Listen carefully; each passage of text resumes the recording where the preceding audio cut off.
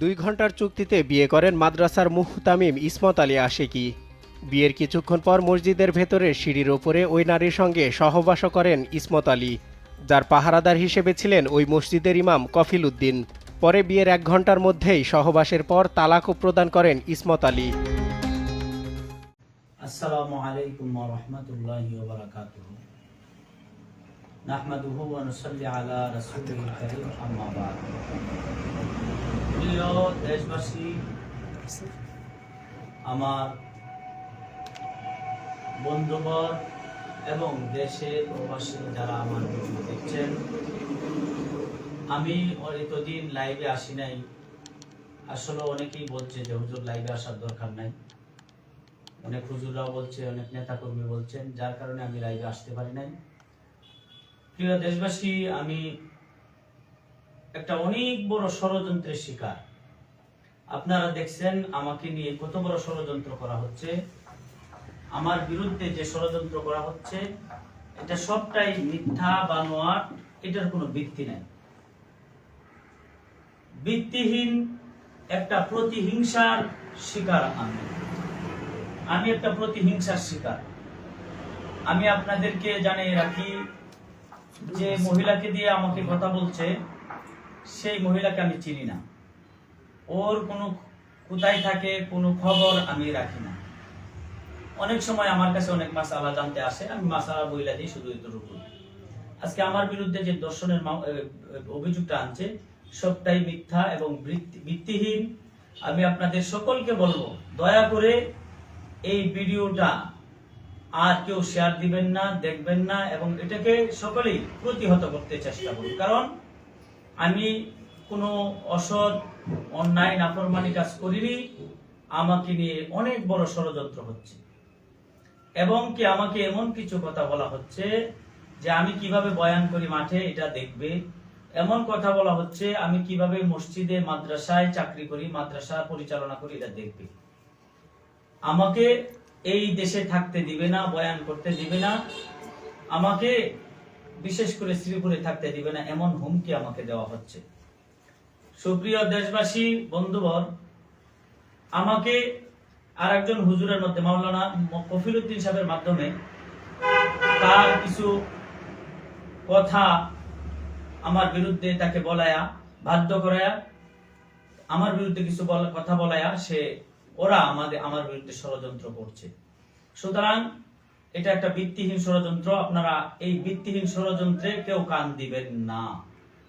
একজন আলেমের সম্মান নষ্ট করা, এমন ভাবে আমার সম্মানটা ওরা নষ্ট করছে, আপনারা কি বুঝতে পারছেন যে এর চাইতে নিকৃষ্ট ঘৃণিত কাজ আর কি হতে পারে? আমার সমান এমন ভাবে সম্মান নষ্ট করেছে যেন আমি দেশে আর মুখ দেখাতে না পারি, আল্লাহর জমিনে যেন আমি দ্বীনের দাওয়াত দিতে না পারি। তবে একটা কথা মনে রাখবেন, ষড়যন্ত্রকারীরা যতই ষড়যন্ত্র করুক, আমি একজন ইসলামের সৈনিক, দেশের সৈনিক, কোরআনের সৈনিক। ইসলামের বিরুদ্ধে যত সূত্র আছে ওদের বিরুদ্ধে আমি কথা বলেই যাব, কোরআনের সূত্রদের বিরুদ্ধে আমি কথা বলবো, জিহাদের প্রয়োজন হলে করব, দেশের বিরুদ্ধে যারা শত্রু ওদের বিরুদ্ধে আমি জিহাদের প্রয়োজন হলে করব। এটা 1 বছর আগের একটা হিংসা, ওই হিংসার বহিঃপ্রকাশ সে ঘটাইছে, আমাকে অপমানিত, জনগণের কাছে, দেশের মানুষের কাছে লাঞ্ছিত বঞ্চিত করে। আমি আপনাদের কাছে বিচার চাই। আমি আলহামদুলিল্লাহ সাংবাদিক সম্মেলনও করেছি, দেখতে পারবেন। আমি চাই এই ষড়যন্ত্রকারীর ষড়যন্ত্র থেকে আল্লাহ আমাকে হেফাজত করুন। আপনারা কেউ ওটা বিশ্বাস করবেন না। আমাকে যেন আমি মাহফিল করতে না পারি, মসজিদে মাদ্রাসায় খেদমত করতে না পারি, এবং ইসলামের পক্ষে, দেশের পক্ষে, কোরআনের পক্ষে, নবীর পক্ষে কথা বলতে না পারি, এই জন্য এই ষড়যন্ত্র করা হচ্ছে। আমি আপনাদের সকলের কাছে অনুরোধ রাখবো, আপনারা বিশেষ করে যে কফিল উদ্দিন মাওলানা আমার বিরুদ্ধে বলেছিল, সেই কফিল উদ্দিন মাওলানার কাছে দু একটা কথা শুনুন। এই যে মাওলানা কফিল উদ্দিন। আসসালামু আলাইকুম ওয়া রাহমাতুল্লাহ। প্রিয় দেশবাসী, আমার নাম মোহাম্মদ কফিল উদ্দিন গাজীপুরি। আজকে লাইভে আসার উদ্দেশ্য হলো এটাই, গত 13-14 তারিখ থেকে এই পর্যন্ত আমরা পুরা দেশে যেই মিথ্যা একটা অপবাদ শুনছি হযরত মাওলানা ইসমত আলী আশিকি সাহেবের, এই সম্পূর্ণ মিথ্যা অপবাদ আমাকে ভয় দেখানো হয়েছে, আমাকে চাকরির হুমকি দিছে, আমাকে প্রাণহানির হুমকি দিছে।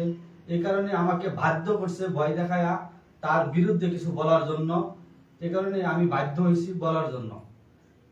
আসলে ইসমত আলী আশিকি সাহেব সে আমার বন্ধু মানুষ, খুব ভালো মানুষ, সরল সুদা মানুষ, সবাইকে মোহাব্বত করে, দুশ্মনকেও মোহাব্বত করে, সকলকেই মোহাব্বত করে। যারা লাইভটা দেখতেছেন সকলে শেয়ার করবেন। হক পথে যারা থাকবে তাদের পিছনে শত্রু লাগবেই, কিন্তু সকলের কাছে আমি ক্ষমা প্রার্থী, তার কাছেও ক্ষমা প্রার্থী। মেহেরবানি করে সকলে আমাকে ক্ষমা করে দিবেন। আর হক পথে যেন থাকতে পারে উলামায়ে কেরাম, এই জন্য দোয়া করবেন। দুশ্মনী যারা করছে তারা কখনো বাড়তে পারবে না, তাদেরকে আল্লাহ পাক নিজেই তাদেরকে নিচু বানিয়ে দিবেন। কিন্তু এই কয়েকদিনে যে সমালোচনা পুরা বাংলাদেশ নয় বাহিরেও ছড়ছে, এই পুরা সমালোচনা একেবারে মৃত্যু, কোনো সত্য কোনো ঘটনা নয়। কারণ মহিলাকেও চিনি না, মহিলার স্বামীকেও চিনি না, যার সাথে বিবাহ করানো হয়েছে তাকেও আমি চিনি না। আমাকে একমাত্র বাধ্য করা হয়েছে ইসমত আলী আশিকি সাহেবের বিরুদ্ধে কথা বলার জন্য। কারণ আমি অপারক হয়েছিলাম, ওই সময় আমি ভয় পেয়েছিলাম, না জানি কি হয়। কিন্তু আলহামদুলিল্লাহ দোয়া করবেন, যতদিন জীবিত থাকি আল্লাহ পাক যেন সত্য কথা জবান দিয়ে যেন বাহির করে দেয়, হক পথে যেন থাকতে পারি, আল্লাহ পাক সকলকে যেন হেফাজত করে। ওইটা বলেন, আপনি যে বলছেন যে মসজিদের ভিতরে এটা আর মসজিদের যে বিষয়টা, এটা অবাক হয়ে গেছি। কারণ একজন আলেম মসজিদে কেমন করে গুনার কাজ করে, এটা কখনো হইতে পারে না। এটা একমাত্র মিথ্যা কথা বলে আলেমদেরকে নিচু বানানোর জন্য, আলেমদেরকে ঘায়েল করানোর জন্য খারাপ একজন নারীকে দিয়া তারা এই পন্থা অবলম্বন করেছে। সকলেই এই অবলম্বন কথার উপর কেউ কান দিবেন না, কেউ শুনবেন না, বেশি বেশি করে শেয়ার করবেন। আর আমাদের দুজনের জন্য সকলেই দোয়া করবেন। আল্লাহ পাক যেন আমাদেরকে যেন যতদিন জীবিত থাকি ততদিন যেন আল্লাহ পাক হকের উপর থাকতে পারি, এই দোয়া করবেন। আমরা আরেকটা কথা, আমরা সংবাদ সম্মেলন করেছি, সংবাদ সম্মেলনেও আমি এই কথা বলছি, আপনারা দেখতে পারবেন সামনে, সম্ভবত সন্ধ্যার আগে সবকিছু খবর পাবেন ইনশাআল্লাহ, সকলেই দেখবেন, এই আশা বলেই। আরেকটা কথা, আপনি যে বলছিলেন যে বিবাহকে আপনি আশিকি সাহেবের সাথে পড়াইছেন, এটা সত্য না মিথ্যা এটা বলেন। আশিকি সাহেবের সাথে আমি বিবাহ করাই নাই, এটা আমাকে বাধ্য করছে বলানোর জন্য। আমি বিবাহ পড়াইছি, এটা সত্য। এই মহিলাটা তার স্বামী সহকারে আরেকজন পুরুষকে নিয়ে আসছে বিবাহ করানোর জন্য, তার সাথে আমি বিবাহ করাইছি, এটা হলো সত্য। আর মহিলা যা কিছু বলছে সব এগুলো মিথ্যা, অপবাদ। কারণ মসজিদ আল্লাহর ঘর, এই ঘরে কখনো কেউ খারাপ কাজ করতে পারে না, এটা আপনারা বিশ্বাস করবেন। দেশবাসীর কাছে আমার আবদার, কেউ মিথ্যার কথার উপর কেউ কান দিবেন না। হুজুরের কাছে দেন। হুজুর, আপনার ওই যে সাংবাদিকের সাথে কি সমস্যা হয়েছে এটা একটু বলেন খুলে। আলহামদুলিল্লাহ, আসলে কবিরুদ্দিন সাহেব বলছে এটা 1 বছর আগের ঘটনা। কবিরুদ্দিন সাহেব যে দোয়াটা করেছে এটা 1 বছর আগের ঘটনা, এটা বর্তমানে কোনো ঘটনা না। 1 বছর আগের ঘটনাটাকে কেন্দ্র করে আজকে আমাকে ফাঁসানো হয়েছে। আপনারা সকলে এটাই বুঝবেন যে আমি ষড়যন্ত্রের শিকার। ইনশাআল্লাহ কেউ ভুল বুঝবেন না। আমার এই ভিডিওটা আপনারা প্রচার করে দিবেন এবং দেশ দেশকে জানিয়ে দিবেন। একজন আলেমের মান সম্মান যারা নষ্ট করছে, আমি তাদের বিরুদ্ধে বদদোয়া করি না, আল্লাহ তাদেরকে হেদায়েত দান করুক, আমি এই কথাই বলি। যেহেতু নবী রাসূলগণের ওয়ারিস আমরা বদদোয়া করা ঠিক না, আমি তাদের জন্য হেদায়েতের দোয়া করি, আল্লাহ তাদেরকে হেদায়েত দান করুক, পরিপূর্ণ হেদায়েত দান করুক। যেহেতু এই আমার একটা দেখলাম, আমি একটা ছবি দিছে তারা, আমি কাঁদতেছি। এই কান্নার ছবিটা কখনের এটাও আপনারা জানা দরকার। যখন ইসরায়েলরা আমাদের ফিলিস্তিনের গাজার শিশুদেরকে হত্যা করছে, মা বোনদেরকে হত্যা করছে, দর্শন করছে, বোমা মেরে হাজার হাজার মানুষকে হত্যা করছে, বাড়িঘর ধ্বংস করছে, তখন আমি কেঁদেছিলাম। ওই কান্নার ছবিটা ফেসবুকে ছিল, ওইটা তারা ভাইরাল করেছে। এরকম ভাবে আল্লামা আহমদ শফি, এরকম ভাবে জুনায়েদ বাবনগরী সাহেব সহ উলামায়ে কেরামকে যখন কারা নির্যাতিত করা হলো তখন এভাবে কেঁদেছিলাম। এই ছবিটা তারা ভাইরাল করে আজকে আমাকে তুচ্ছ তাচ্ছিল্য করা হচ্ছে, আমার মানহানি করা হচ্ছে। আমি আল্লাহর রাস্তে আপনাদেরকে বলবো, আপনারা এই গুজবে কান দিবেন না। আমি ইনশাআল্লাহ যতদিন থাকি ইসলামের পক্ষে, কোরআনের পক্ষে, দ্বীনের পক্ষে এবং জনগণের পক্ষে, দেশের পক্ষে ইনশাআল্লাহ আছি, থাকবো মরণের আগ পর্যন্ত। দুশ্মনরা যতই দুশ্মনী করুক, আমি ইনশাআল্লাহ সঠিক পথে থাকবো, কাউকে পরোয়া করবো না। প্রয়োজনে ইসলামের জন্য, দেশের জন্য, নবীর জন্য, কোরআনের জন্য আমি জীবন উৎসর্গ করতেও আমি দ্বিধা করবো না ইনশাআল্লাহ। আপনারা আমার জন্য দোয়া করবেন, আমিও আপনাদের জন্য দোয়া করি। দেশবাসীকে বলবো, এই মিথ্যা অপবাদে আপনারা কান দিবেন না। আপনারা এটাকে অনেকেই মনে করছেন যে এটা শেয়ার দিলে আমার ভিউ হবে। ভাই, ভিউ হতে পারে, কিন্তু আখিরাতে কোনো জবাবদিহি করতে পারবেন না আল্লাহর দরবারে। আপনারা সকলেই আল্লাহর দরবারে আসামি হয়ে যাবেন। কেউ এটাকে শেয়ার দিবেন না, বরং এটাকে ব্লক করে দিবেন, কারণ এটা মিথ্যা এবং গুনার একটা কাজ। এটা এই গুনার হাদিস শরীফের মধ্যে আছে, রাসূল বলেন, কাফা বিল মার'i কাযিবান আইয়ুহাদ্দিসা বিকুল্লি মা সামিআ। একটা মানুষ যা শুনে এটা প্রচার করতে থাকে, এর চাইতে বড় মিথ্যার আর কিছুই হতে পারে না। মিথ্যাবাদী হওয়ার জন্য, মিথ্যুক হওয়ার জন্য এতটুকুই যথেষ্ট। সুতরাং আপনারা এই বিষয়টাকে দয়া করে আল্লাহর রস্তে আর কেউ শেয়ার দিবেন না, লাইক দিবেন না, এটাকে প্রতিহত করুন, এটাকে ব্লক করে দিন আল্লাহর রস্তে, আল্লাহকে বাঁচানোর জন্য। আর যে আমি ইসকনের বিরুদ্ধে কথা বলবো, বেদাতীদের বিরুদ্ধে কথা বলবো, কোরআনের সূত্র, নবীর সূত্রের বিরুদ্ধে কথা বলবো, যে যত বড় ষড়যন্ত্র করুক, আমার জীবনটাই ওদের বিরুদ্ধে ধরা ইনশাআল্লাহ। আমি আরেকটা কথা হুজুর, হ্যাঁ, ওই সাংবাদিকরা কিন্তু প্রচার করছে যে আপনি যে বিবাহ করছেন 1 বছর আগে, ওই ঘটনাটা আপনি তো ওইখানে জড়িত ছিলেন না। আমি জড়িত না, আমার কাছে মাস আলাদান ছিল, ওইটা একটু প্রকাশ করেন। মাস আলাদান ছিল, মাস আলাদা জানার পরে আমি মাস আলা বইলে দিছি। হ্যাঁ, কি মাস এটা বলে ওই মাওলানা কবির সাহেব তো বললোই যে ওনার কাছে একজন লোক নিয়ে গেছে, পরে উনি বিয়ে করাইছে, বাট কোথায় কি করছে এটা তো উনিও জানেন না, এই ভাই বললো। আমি এটা কিছু বলতে পারবো না। মাস আলা আমার কাছে যেই জানতে আসবে আমি মাস আলা দিয়ে দিব, এটা তো দিতেই হবে আমরা আলেম হিসাবে। তো সুতরাং এটা আমাকে ফাঁসানোর জন্য করা হয়েছে, আপনারা এই বিষয়টা খেয়াল রাখবেন, এই আশায় আমি করি। তার মানে ওই যে যখন মাছটা নিতে আসছিল আপনার কাছে, আপনি শুধু মাছটা দিয়ে দিয়েছেন, পরে আর আপনি ওইখানে জড়িত ছিলেন? পরে আর আমি জানি না, এটা তো 1 বছর আগে মাসালা অনেকেই নিতে আসে। 1 বছর আগে মহিলা আসছিল মাসালা নিতে, একজন যে এটা কইতে পারতাম না, আমি দেখি নাই। মানে তাহলে মাওলানা কফিলউদ্দিন গাজীপুরি সাহেব, আপনি বিবাহ আশিকি সাহেবের সাথে করান নাই? বিবাহটা আশিকি সাহেবের সাথে হয় নাই। আমি বিবাহ পড়াই দেওয়ার পর আমি মসজিদ থেকে তাদেরকে বাইর করে দিয়েছি, বাইর করে দিয়ে তালা মারছি। পরে তারা কোথায় গেছে এটা আমি জানি না।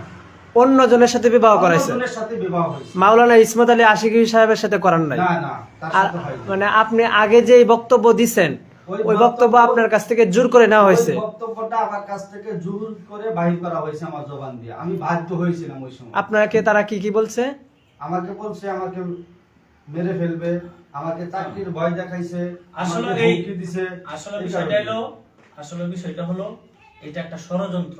হুজুর যে বললো 1 বছরের আগের বিষয়টা, 1 বছর আগের বিষয়টা উনি যেহেতু এখন বেরোইছে ষড়যন্ত্র থেকে আমাকে হেফাজত। তার মানে এই ঘটনা 1 বছর আগে ঘটছে? 1 বছর আগের ঘটনা তারা 1 বছর পরে টেনে আসছে। পরে কেন আনলো? হ্যাঁ, এটা পরিপূর্ণভাবে হুজুরকে ফাঁসানোর জন্য করছে। আমার কাছে কিছু টাকা চাওয়া হয়েছে। কত টাকা চাওয়া হয়েছে আপনার কাছে? এটা আসলে বলার কি দরকার, লক্ষাধিক টাকা চাওয়া হয়েছে।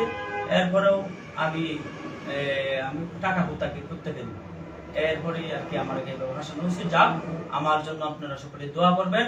আমি যারা আমার বিরুদ্ধে এটা রটাইছে, আল্লাহ তাদেরকে হেদায়েত দান করুক।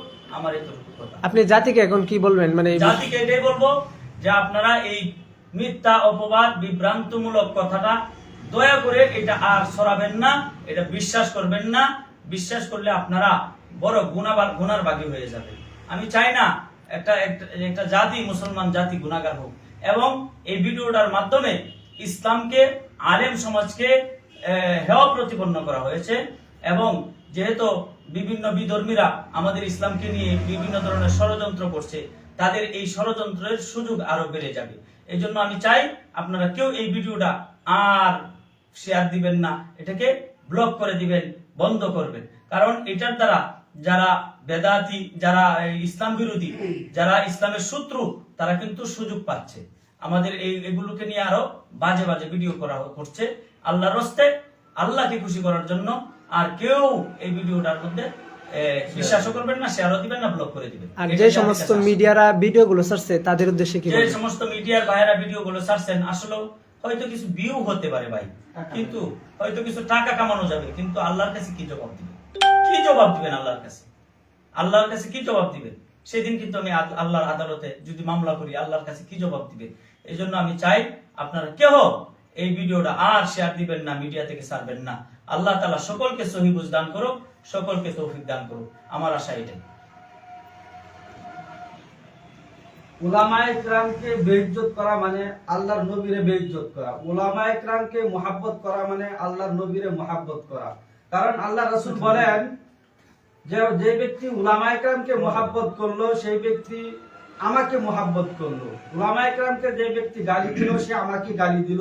এই কারণে দেশবাসীর কাছে আমার আবদার, কে নামাজ পড়েন কে নামাজ পড়েন না, কিন্তু সকলে আমরা মুসলমান, সকলের কাছে আমার একটা অনুরোধ, উলামায়ে কেরামরে যতদিন জীবিত থাকবেন উলামায়ে কেরামরে মুহাব্বত করবেন, আল্লাহকে মুহাব্বত করবেন। উলামায়ে কেরামকে মুহাব্বত করলে আল্লাহ রাসূল বলেন উলামায়ে কেরাম একদিন কাল হাসরের ময়দানে আপনাকেও সুপারিশ করব।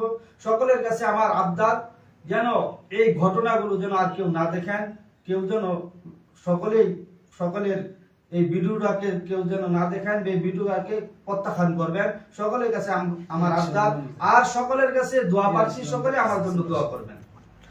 প্রিয় দর্শক, আপনারা তো দেখতেই পাচ্ছেন এতদিন পর্যন্ত হুজুর লাইভে আসে নাই, সেটার কারণটা আমরা শেষমেশ শুনবো। শেষমেশ সেটার কারণ হলো আসলে আমি সর্বশেষ কথা হলো আমি আসলে সবকিছু নিজের বুদ্ধিতেই কাজ করি না। কিছু আমার মুরব্বী আছে, যে কিছু নেতাকর্মী, ওনাদের পরামর্শে আমি কাজ করি, আলেম ওলামাদের পরামর্শে কাজ করি। এই জন্য এই পর্যন্ত লাইভে আসতে পারি নাই। ইনশাআল্লাহ আজকে আমি লাইভে আসছি, সাংবাদিক সম্মেলন করছি। ইনশাআল্লাহ সকলে আমার জন্য দোয়া করবেন। যেহেতু আসতে পারি নাই, একটু বিলম্ব হয়েছে, এই জন্য আপনাদের কাছে মাপ চাই, আমার জন্য দোয়া করবেন। সামনে ইনশাআল্লাহ আমি দিনের কাজ, কোরআনের হাদিসের আলোচনা আল্লাহর জমিনে আমি করে যাব। আপনারা আমার জন্য দোয়া করবেন, আর যদি আমার দ্বারা কেউ কষ্ট পায় তাকে আল্লাহর রাস্তায় মাফ করে দিবেন। প্রিয় দর্শক, এতক্ষণ পর্যন্ত আপনারা দেখছেন যে হুজুর কেন লাইভে আসে না, এটা অনেকের প্রশ্ন। আমাকে প্রায় মেসেঞ্জার, ইমোতে, হোয়াটসঅ্যাপে সব জায়গায় নক দেওয়া হয়েছে যে হুজুর কেন লাইভে আসে নাই। আমি প্রথমে একটা পোস্ট করছি, এরপরে লাইভে আইসা বলছি, কিন্তু আপনারা অনেকে গালিগালাজ করছেন যে হুজুর এরকম সেরকম।